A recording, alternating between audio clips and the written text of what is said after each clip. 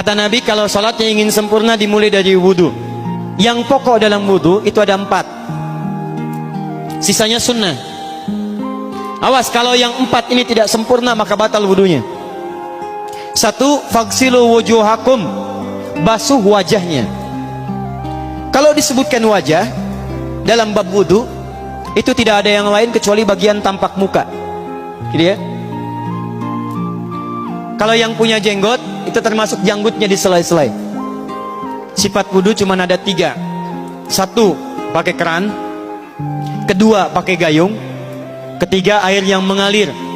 Ya, seperti di sungai ada air mengalir, itu nggak ada masalah. Tapi kalau menggunakan gayung atau semisalnya, Nabi itu diriwayatkan dalam hadis itu sangat menghemat air. Bahkan pernah beliau kemudian berwudu, kalau kita kemudian hitung, itu hanya sejumlah Pak, seaqua gelas Pak, cukup. Atau yang kedua, menggunakan keran ya. Kalau sekarang kita ada keran, contoh ini kerannya. Ya. Kerannya agak tinggi sedikit.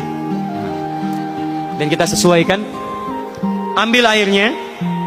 Misal contoh, ghasala. Ghasala itu bukan ditumpahkan, ambil air, tumpahkan di tempat yang akan dibasuh gini. Yang telunjuk itu kemudian menghapus atau menghilangkan kotoran di sela-sela mata, contoh. Yang jempol menghilangkan kotoran di sela-sela telinga bagian belakang di sini. Ya. Kalau misalnya saya mulai ambil airnya, kemudian saya tumpahkan di sini. Yang telunjuk membersihkan di jari-jari di sini, di sela-sela mata. Yang jempol kemudian membersihkan di sela-sela di bawah telinga sini. Kemudian di selesai. 1. Tahan sebentar ya, ini praktek dulu sebentar. 2. Wa aidiakum ilal marafiq, ini yang sering keliru. Dan tangan sampai siku. Jadi saat kita mengambil air wudu, ambil airnya, tumpahkan dari sini ilal marafiq sampai ke siku ke sini. Balikan lagi ke depan. Jadi bukan kerannya dibeginikan, sikunya dibeginikan, takut, bukan. Jadi bukan siku diteruskan ke bawah. Yang tepat itu ambil airnya, kemudian basuh dari sini sampai dengan ke sikunya. Hati-hati, ini ada maknanya. Dan jika benar di hadis Muslim, jika orang wudunya benar seperti ini, maka bersamaan dengan jatuhnya air wudu itu, jatuh pula dosa-dosa dan kotoran yang melekat pada anggota tubuhnya. Tidak cukup dengan amin, nanti kita lihat dulu. Tangan selesai pindah kemana? Bukan ke rambut, tapi kepala. Jadi dalam bab wudu yang diusap bukan rambutnya, kepalanya. Itulah keadilan Allah. Kalau yang diusap kepalanya, semua manusia yang hidup pasti punya kepala. Tapi kalau yang diusap rambutnya, ada ketidakadilan, karena tidak semua orang punya kepala, punya rambut. Tuh. Nah sekarang lihat sini. Ketika kita diminta mengusap kepala, bahasanya masaha. Masaha itu begini. Ini saya punten. Bismillah. Gini ya. Ambil airnya, tumpahkan, baru kemudian diusapkan ke kepalanya. Paham ya? Kalau yang ghasala, ambil, tumpahkan di tempat yang akan dibasuh. Tapi kalau masaha, hati-hati. Ambil airnya, tumpahkan, baru diusap. Jadi bukan diambil air, tumpahkan di kepala begini. Yang dibasuh kepalanya bukan rambutnya. Jadi kalau ada laki-laki sudah dandan, sisiran, rapi, tiba-tiba keran dibuka, yang diusap cuma rambutnya, ulak. Itu batal wudunya. Tidak sah. Harus diulang. Terakhir kaki dibasuh sampai dengan bagian mata kakinya, dan ini tidak perlu saya terangkan karena mudah bagi kita untuk mempraktekannya. Tapi yang ingin saya jelaskan satu ini saja. Perhatikan baik-baik. Yang 4 ini wajib wudu. Tambahannya sunnah. Niat dimasukkan dalam wajibnya. Lihat sini. Kumur-kumur sunnah. Telinga sunnah. Istinsyak sunnah. Yang 4 ini wajib. Tapi terlepas dari wajib dan sunnahnya, perhatikan baik-baik. Kenapa ini disebut dengan wudu? Dan hebatnya Al-Quran mengistilahkannya dengan tohara. Apa itu tohara?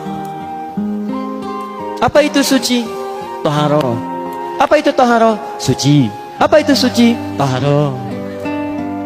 Ada tohara, ada nadhafah, itu beda. Kalau nadhafah, bersih luarnya, tapi belum tentu bersih dalamnya.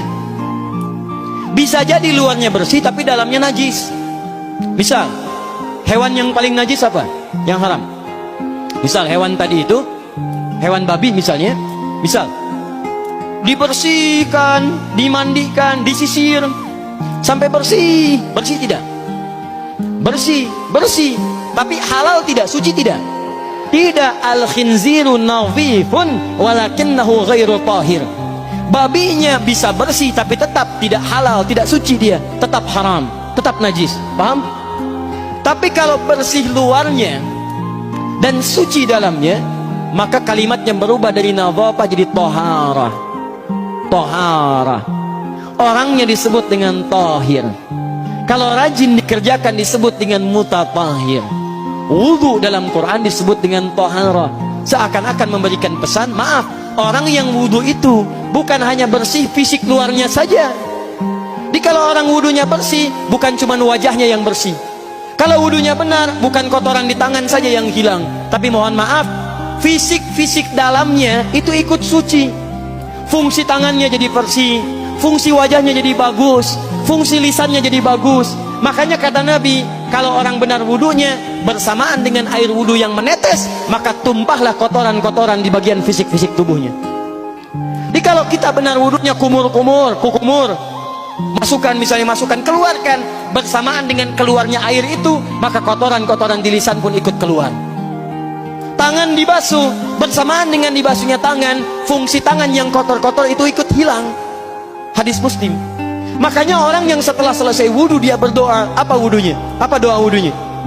Asyhadu an la ilaha wa asyhadu anna Muhammadan Allahumma minat waj'alni minal, lihat sini, minal mutatahhirin, minat tawabin. Lihat, Bapak Ibu kan baru wudu, tapi kenapa doanya selesai tobat? Allahumma ja'alni minat tawabin. Ya Allah, jadikan saya termasuk orang tobat. Kita kan baru wudu, kenapa doanya baru selesai tobat? Sedangkan tobat itu mengakui kesalahan, menyesali kesalahan, dan berjanji meninggalkan yang salah, mengganti dengan yang baik-baik. Makanya kalau orang wudunya benar itu, begitu dia kumur-kumur, dia ingat kesalahan apa yang dikerjakan oleh lisan ini. Jadi begitu kemudian ditumpahkan airnya, hilang kotorannya. Maaf, yang suka mencela wudu, selesai wudu tidak akan mencela lagi karena tobat dari celaan. Makanya kalau wudu Anda benar, coba ingat-ingat, siapa korban dari lisan Anda yang tajam itu? Apakah ibu Anda yang pernah menangis karena lisan Anda? Apakah ayah Anda yang kecewa karena kalimat-kalimat Anda? Apakah tetangga Anda yang menjauhi Anda karena kata-kata kotor Anda? Kalau tiap hari Anda wudu, tapi kemudian lisan Anda masih kotor juga, ada yang salah, Anda cuma menghabiskan air untuk menghilangkan kotoran di lisan. Itu tanda pertama. Tangan basuh. Makanya orang yang wudunya benar, tangannya tidak akan berbuat yang kotor lagi sampai ke ujung kakinya. Karena itulah ibadah ini disebut dengan wudu, seakar dengan kata dau. Kata para ulama, mereka sebagian mengatakan dau artinya cahaya, dau artinya sinar, dau artinya al-husnu, baik budi pekerti. Kalau orang benar wudunya, bertambah sinar di tangannya, sinar di wajahnya, sinar di lisannya. Apa sinar itu? Di dunia sinar-sinar amaliyah kebaikan, sifat-sifat baik, di akhirat pancaran-pancaran kemuliaan. Satud'a ummati yaumal qiyamati ghurral muhajjalin. Akan dipanggil umatku di hari kiamat dengan banyak cahaya melekat di tubuhnya. Tangannya ada cahaya, matanya ada cahaya, wajahnya bercahaya, kakinya bercahaya. Cahaya apa itu? Kata Nabi, min atharil wudu, dari bekas wudunya. Jadi kalau kita benar wudunya, itu kita jadi orang baik. Ada cahaya kebaikan dalam diri kita. Itu yang disebut dengan tawabin. Makanya kalau Bapak Ibu tiap hari wudu, Allahumma ja'alni minat tawabin, tapi mulut tidak tobat, tangan tidak tobat, kaki tidak tobat, ada yang salah dengan wudunya. Waj'alni minal mutatahhirin, jadikan saya orang bersih dan suci. Jadi kalau selesai wudu, pakaian bersih, wajah bersih, tangan bersih. Ini pakaian bersih, pakai jas, pakai dasi, tapi tangan tidak bersih, korupsi juga, mencuri juga, menipu juga, ada yang salah dalam wudunya. Kalau kita bisa mengerjakan wudu ini dengan baik, maka naik status kita. Disebut sebagai, langsung oleh Al-Quran, disebut hamba yang dicintai oleh Allah Subhanahu wa ta'ala. Quran surah kedua Al-Baqarah ayat 222. Saya tutup.